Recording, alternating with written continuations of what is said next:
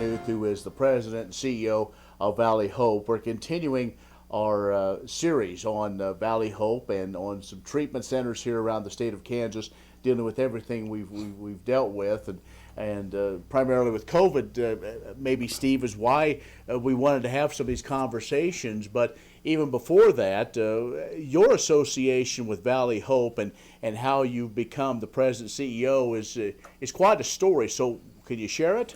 Yeah, it's quite a story. One I never dreamed would end up where I'm at right now. But my involvement started. I feel like I was born an alcoholic when I just needed to find the alcohol. So my senior year of high school, I started drinking, and I pretty much started drinking too hard immediately. So it took me a long time after that to find my way to this place right here in Norton, Kansas. I figured I would someday, sooner or later. But it was 1989, in fact, when I came through here the first time. Didn't stay sober very long after that. Wasn't ready, basically. Came back in '92 and was in much worse shape. In fact, I'm from South Central Nebraska, living in the Oxford, Holdridge area. And in '92, when I came back, I was in fact looking for bridges one evening to see where I maybe would finish my life out. So that's what happens when you drink or drug long enough. You get to that point. And came back through here in '92. Actually stayed sober for about 8 months after that. Unfortunately, I went back to drinking. I did sober up in '98 out of a treatment center in Minnesota that I hated. That I was ready. That was the difference. But if it wouldn't have been for my 60 days in Norton, Kansas, I would not have sobered up in '98. So I'm upcoming, I think, on 23 years at this point in time of sobriety. But I owe it to Valley Hope by and large. This is a wonderful, wonderful place, and it's just really, really dear to my heart. So from there, I got on the foundation board in 2008. And then I was asked to serve on the VHA board, the main board, in 2016. A lot of things I'm going to skip in here, but one thing led to another. In the spring of 2020, right after COVID hit, I moved from vice chair to chair, and then we had a little bit of a shake-up and had a CEO leave here, and I offered to take that position as an interim and told the board they didn't even have to pay me, so they couldn't pass that up. So for about 4 months, I was here free gratis and felt like probably ought to stick around longer instead of going and looking for another CEO at this point. So I asked them if they'd put me on the payroll, and November 1st they did. So I don't know how long this is going to last, but I never dreamed I would be in this position. But I'm here to serve. I want to try to do the best I can for Valley Hope. It's Steve Knuth. He is the president and CEO of Valley Hope. We're going to take a break and continue to talk about Steve's story, and we know a little bit. Let's dig maybe just a little bit deeper. We'll do that in just a moment.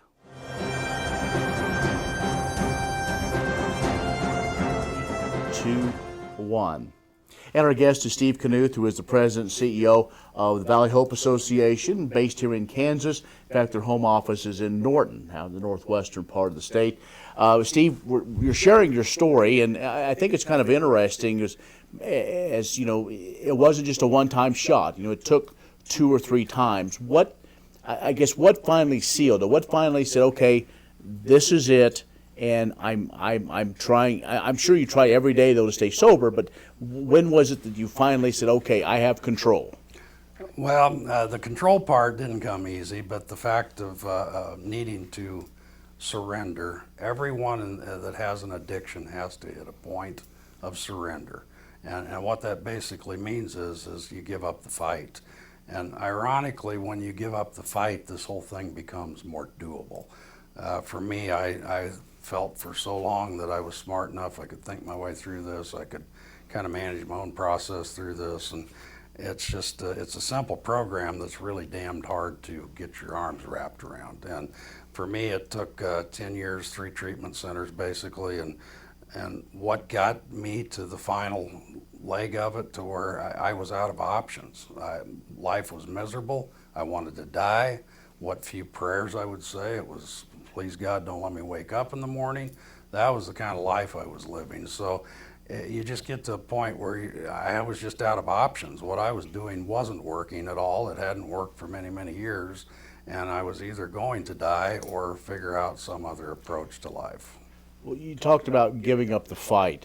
Maybe explain that a little bit, and maybe those that you came in contact with, I would assume you also probably had that support group that is so important that, probably you saw a little tough love and maybe some things you hadn't experienced before. Yeah, and the support group outside, there's a saying, they treat and release, and what that means is once you're done in these treatment centers, when you finish out your programming, you're back out in the real world, and you got to figure out how to float, swim, or sink, basically. And I fought it for a long time, wanting to be involved with recovery meetings, AA in particular for me, because I didn't do drugs. I was an alcoholic, but I did not want to be one of those folks. So I'd go to a few meetings, and I didn't like it. I didn't want to be there. So I fought that tooth and nail for a lot of years. And when you surrender and give up, you just get to the point where you have to listen to people and do what they have proven time and time again can work, and pay a little attention, sit down and shut up and pay a little attention. And funny thing, I never wanted to be in those meetings. I never wanted to be those people. But after you get over the hump, which takes some time, I'd do anything. I call them my tribe, basically. I'd do anything for those folks that are in those rooms. And there's all kinds of demographics in those rooms. But you know what? We got a common thread that we all that runs through us all. We're all fighting these demons, whether it's drugs, alcohols, or whatever. We have that common thread. Steve Knuth is the president and CEO of the Valley Hope Association, Kansas-based company. Let's take a break. We'll be back with more in just a moment.